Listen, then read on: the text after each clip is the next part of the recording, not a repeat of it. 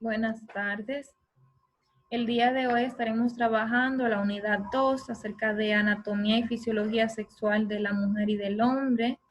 Los subtemas a tratar serán órganos sexuales externos femeninos y masculinos, órganos sexuales internos femeninos y masculinos, órganos sexuales, el ciclo menstrual, salud y órganos sexuales, cáncer de los órganos sexuales y el examen de mama, pélvico y testicular. Esta unidad será presentada por Angelina María Fernanda y una servidora, Indira Saomi. Los órganos sexuales femeninos y masculinos constan de las siguientes partes. Dentro de los órganos sexuales externos femeninos se encuentran el monte de Venus, los labios mayores, labios menores, estos que podemos observar aquí en la imagen. El monte de Venus es un tejido graso que cubre el hueso púbico. Durante la pubertad suele aparecer vello. El monte de Venus contiene glándulas secretoras de tipo sebáceo y estas liberan una sustancia que participan en la atracción sexual. Estas sustancias son llamadas feromonas. Los labios mayores son estos que podemos observar aquí y constan de pliegues, tejidos voluminosos y carnosos, y durante la pubertad suele aparecer vello púbico. Estos labios mayores encierran lo que son los demás órganos externos femeninos, como son los labios menores, el clítoris, el himen. Los labios menores son estos que podemos ver aquí. Usualmente no aparece vello púbico, y por la cantidad de vasos sanguíneos que contienen, por eso se observan de un color rosado. Durante la estimulación sexual, estos vasos sanguíneos se congestionan de sangre y esto provoca que los labios se hinchen durante el acto sexual y se vuelvan más sensibles.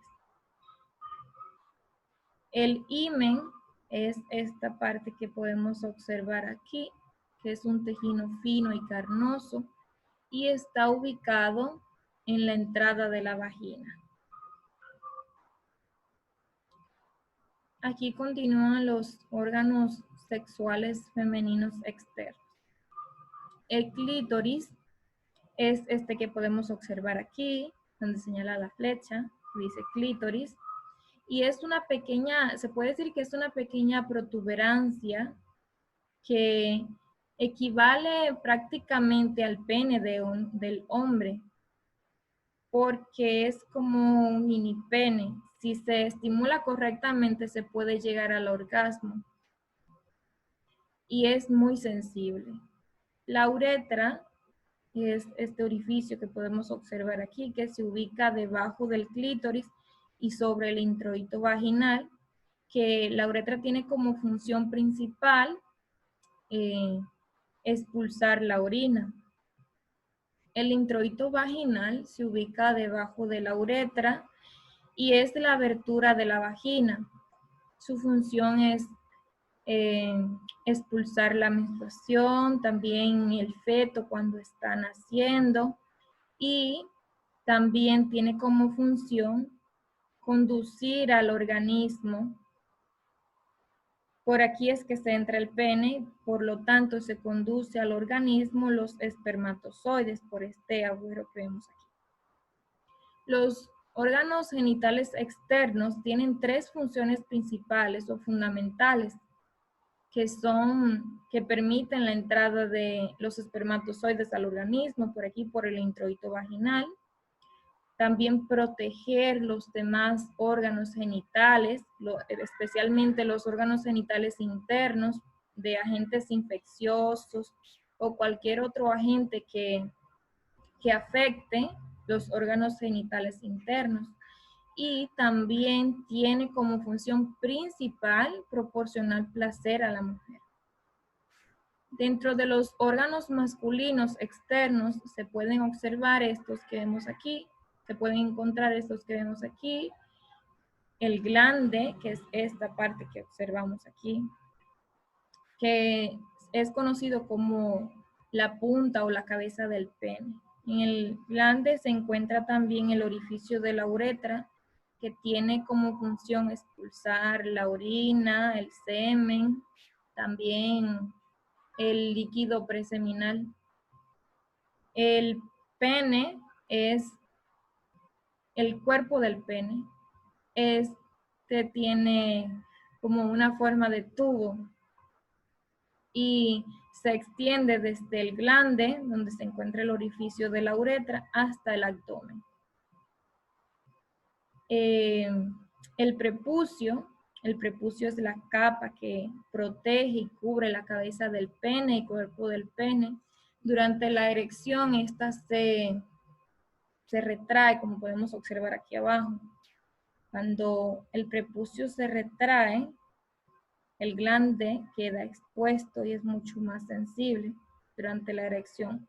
Y también cuando el pene está circuncidado, se observa expuesto el glande. Aquí en esta parte podemos observar cómo el glande es cubierto por el prepucio. Y solamente queda la abertura de la uretra, por donde sale la orina. Pero en la erección se contrae, se retrae y queda el glande expuesto. El escroto es esta bolsa que podemos observar aquí, en esta parte, aquí, y es la que se encarga de mantener la temperatura correcta de los testículos. En ella se contienen los testículos. Durante, por ejemplo, las épocas donde hay bajas temperaturas o cuando el cuerpo se encuentra en bajas temperaturas, que está haciendo mucho frío, el escroto une más los testículos al cuerpo del pene, mientras que cuando están altas temperaturas, que está haciendo mucho calor, los aleja del cuerpo del pene, aleja los testículos del cuerpo del pene. El frenillo es esta parte que observamos aquí, tiene forma de V, una pequeña V, y se encuentra donde el prepucio se junta con la parte revés del glande. Este es el glande del lado revés. Aquí, así es como más o menos se puede observar un pene erecto, y así es cuando no está erecto. Que cuando está erecto se puede observar el glande expuesto, el prepucio retraído, y cuando no está erecto el prepucio cubre el glande y solo deja expuesto la parte de la uretra, el orificio de la uretra por donde sale la orina. El escroto es muy sensible y cualquier golpe o movimiento brusco puede ser muy doloroso para el hombre. Aún así, algunas personas sienten mucho placer mediante su estimulación en el acto sexual, pero hay que hacerlo delicadamente. Ahora los dejo con mi compañera explicándole el tema acerca de los órganos sexuales internos, femeninos y masculinos. Sobre los órganos sexuales internos, femeninos y masculinos. Órganos sexuales de la mujer. El sistema sexual de la mujer está compuesto por los órganos genitales internos, vagina, útero, ovarios y trompas de falopio, y los órganos genitales externos, vulva, clítoris, labios menores, labios mayores y entrada del orificio vaginal. Los órganos genitales internos no se ven y están relacionados con la reproducción, mientras que los órganos sexuales externos genitales se aprecian a simple vista y están relacionados con el placer. La vagina es un conducto que comunica el útero con el exterior y se localiza entre el meato urinario y el ano. Es un órgano sumamente elástico que cumple tres funciones: expulsar el líquido sanguíneo durante la menstruación, facilitar la salida al exterior del bebé durante el parto y permitir la penetración del pene y los espermatozoides durante el coito. El útero o matriz es un órgano hueco en forma de pera invertida. Hay quienes lo ven como el cáliz de una flor, donde se forma, crece y se desarrolla un nuevo ser humano.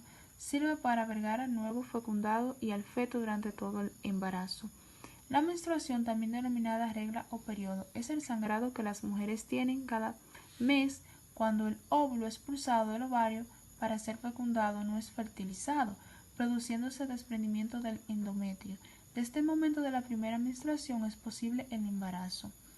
Las trompas de Falopio son dos, están situadas a cada lado del útero y tienen forma de trompeta o trompa. Cuando se aproxima la ovulación, la trompa se va acercando al ovario para recibir al óvulo liberado y transportarlo hacia el útero. Dice que los órganos genitales internos forman una especie de trayecto, el tracto genital, que consta de las siguientes estructuras: la vagina, el útero, las trompas uterianas y los ovarios.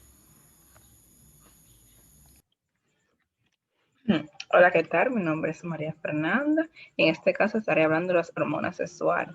Son sustancias producidas por los órganos sexuales, es decir, los ovarios en el caso de la mujer y los testículos en el caso del hombre. Aunque se crea en esta parte del cuerpo, es el cerebro quien se encarga de controlar su liberación. Eh, las hormonas sexuales residen en nuestro cuerpo desde la infancia, pero no es hasta la pubertad cuando esta alcanza su mayor producción. Dependiendo del sexo, y las hormonas reciben un nombre y función diferente. En la mujer, los estrógenos y las progesterona, que son secretados por los ovarios. El aumento de su índice en la sangre comporta el desarrollo de su vellosidad, el crecimiento de los pechos y el ensanchamiento de las caderas. En los hombres, el nombre que reciben son andrógenos, de lo que la testosterona es el principal representante, y son producidos por los testículos. La testosterona hace crecer el vello, aumenta la masa muscular y el tamaño de los órganos sexuales y hace cambiar la voz. Aquí está una imagen en donde presentamos las hormonas sexuales masculinas y las hormonas sexuales. El ciclo menstrual es un proceso cíclico natural de la mujer y se comporta con cambios hormonales y cambios en el aparato reproductor femenino. El ciclo menstrual tiene como misión preparar al organismo para conseguir un embarazo. Dentro del ciclo menstrual se encuentran distintas fases y una de esas fases también conforman lo que es la menstruación. La menstruación es la descamación del revestimiento interno del útero, que es llamado endometrio, y se acompaña de sangrado. Se produce aproximadamente en ciclos mensuales durante los años fértiles de la vida de la mujer y empieza con la pubertad, que la primera menstruación es llamada menarquia, y termina definitivamente con la menopausia. En los únicos meses en los que la mujer no experimenta la menstruación son en el estado de embarazo. Las hormonas que regulan el ciclo menstrual son las hormonas luteinizante y folicoestimulante, que son las producidas por la hipófisis. Estas promueven la ovulación y la estimulación a los ovarios para producir estrógenos y progesterona. Los estrógenos y la progesterona son las que estimulan el útero y las mamas para prepararse para una posible fecundación. El ciclo menstrual, como mencioné, contiene distintas fases. Entonces, estas fases son folicular, ovulatoria y lútea. La fase folicular está también conformada dentro de la menstruación. La menstruación se encuentra dentro de la fase folicular, ya que la fase folicular inicia el primer día de la menstruación y termina el día antes de la ovulación. Entonces, la ovulación se da entre el día 13 al 16 después del primer sangrado de la menstruación. Y la fase lútea se da después de la menstruación y termina con el inicio del próximo ciclo, o sea, con el primer sangrado de la próxima menstruación. Por ejemplo, aquí inicia la fase folicular. Entonces, este es el primer día de la menstruación. La fase folicular continúa hasta el día antes de la ovulación, entonces luego va la ovulación y luego de la ovulación entonces inicia lo que es la fase lútea, la cual termina el primer día de menstruación, antes de la menstruación de nuevo. La fase folicular, como vamos a poner un ejemplo aquí en este calendario. La fase folicular, quedamos en que empieza el primer día de sangrado de la menstruación. Entonces, si este es el primer día de sangrado de la menstruación, el día 10 de diciembre, supongamos que dura 7 días la menstruación, la fase folicular continuaría hasta el día antes de la ovulación. Según este calendario, el día antes de la ovulación es el 26, porque la ovulación es el 27. Entonces, la fase folicular terminaría el 26, entonces, dándole inicio a la ovulación, y luego de la ovulación entonces inicia de nuevo la fase lútea, 28, 29, 30, 31, hasta la próxima menstruación. O sea, hasta el día 9, ya que el día 10 de nuevo empieza otro ciclo.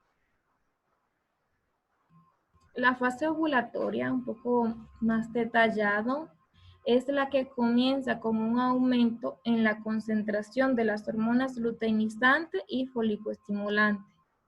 La hormona luteinizante es la que estimula el proceso de liberación del óvulo, que suele ocurrir entre 16 y 32 horas después que comienza su elevación. El nivel de estrógenos llega a su punto máximo y el nivel de progesterona comienza a elevarse. La fase ovulatoria dura habitualmente entre 16 y 32 horas.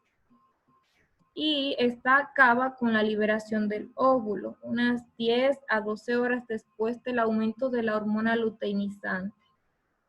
El óvulo puede fertilizarse hasta un máximo de unas 12 horas después de su liberación.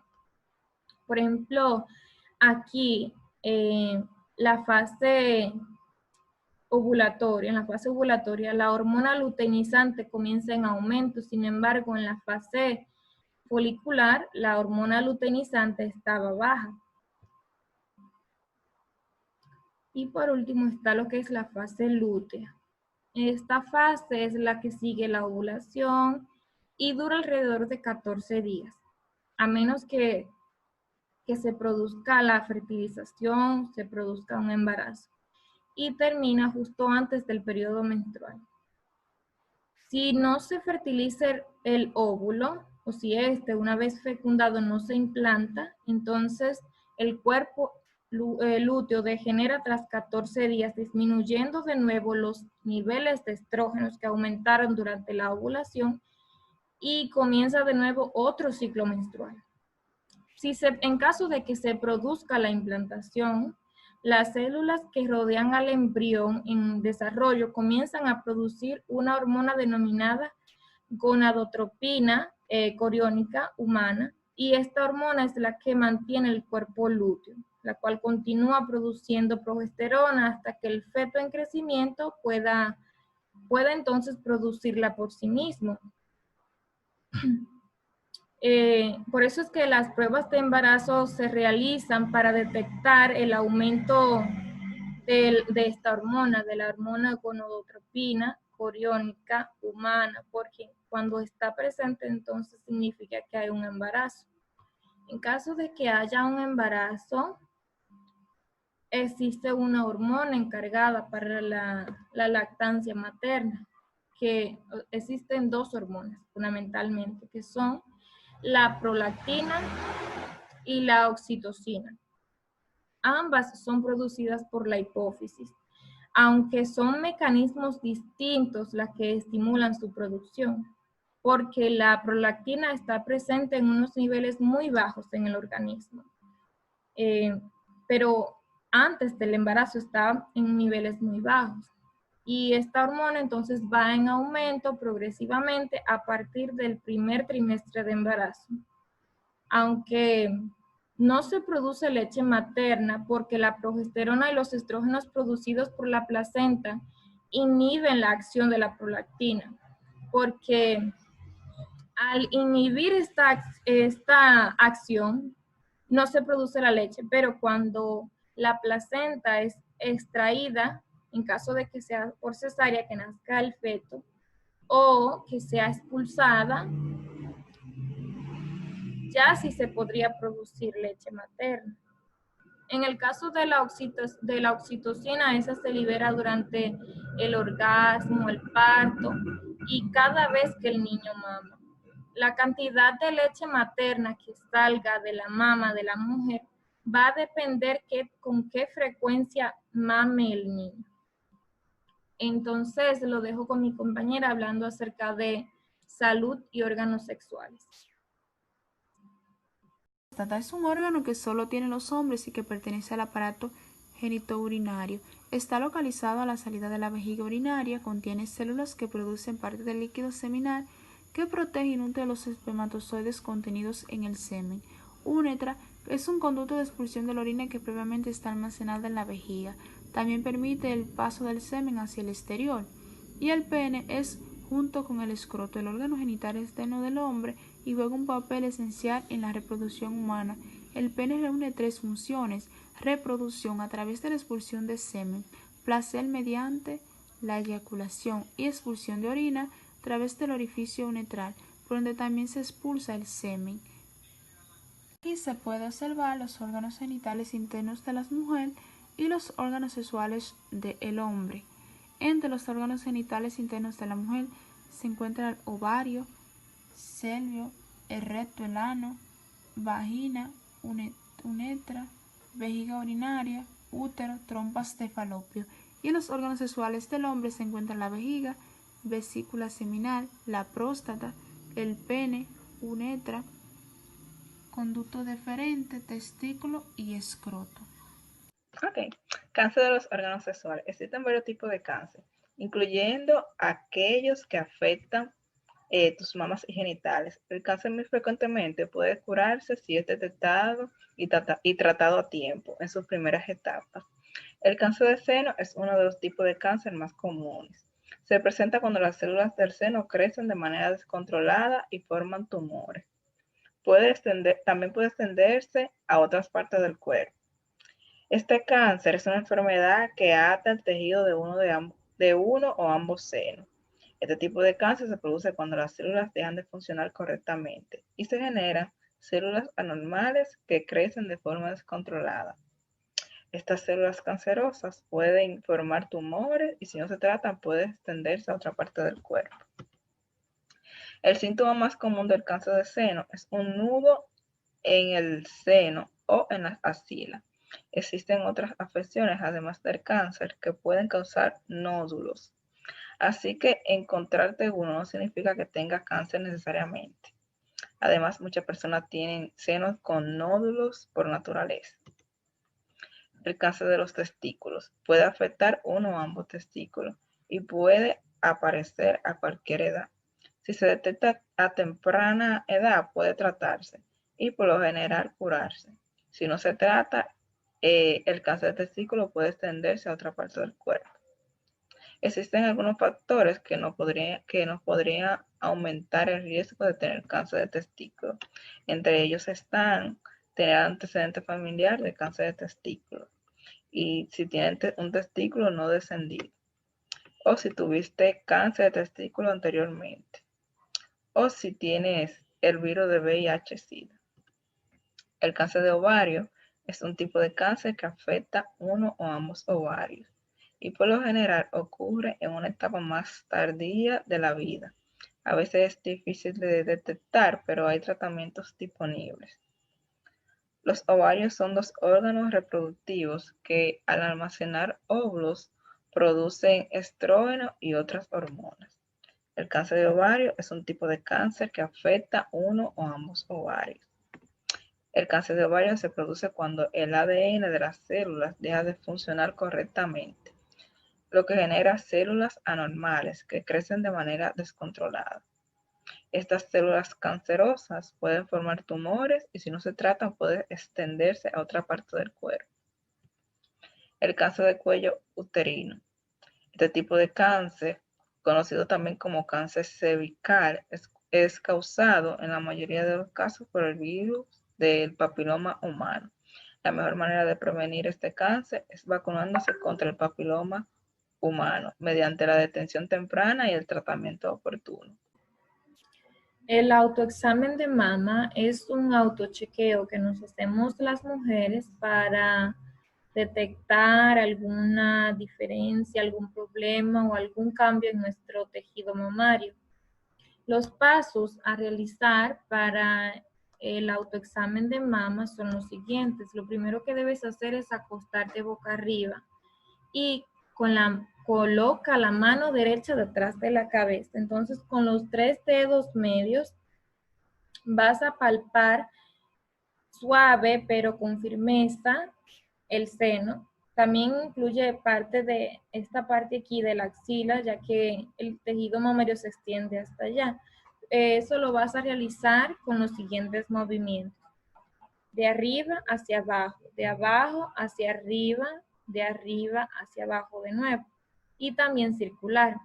Para revisar alguna secreción en el pezón, se debe realizar estos movimientos según indica la flecha. De arriba hacia abajo, o sea, hacia el pezón, de la izquierda hacia el pezón, de la derecha hacia el pezón y de abajo hacia el pezón.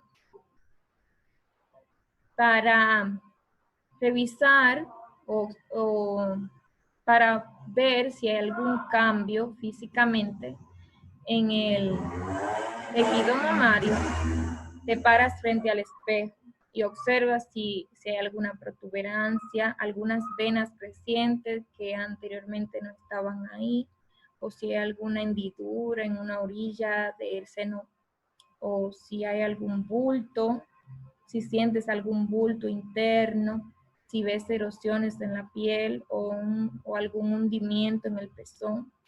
También si observas la piel anaranjada o enrojecida, o sientes picazón, ardor, o si ves algún hueco, asimetría, fluidos desconocidos o endurecimiento.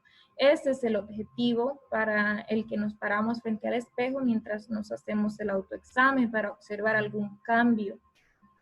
Entonces, esto, lo que acabo de mencionar, deberás hacerlo con el brazo izquierdo también y con los 3 dedos medios de la mano derecha.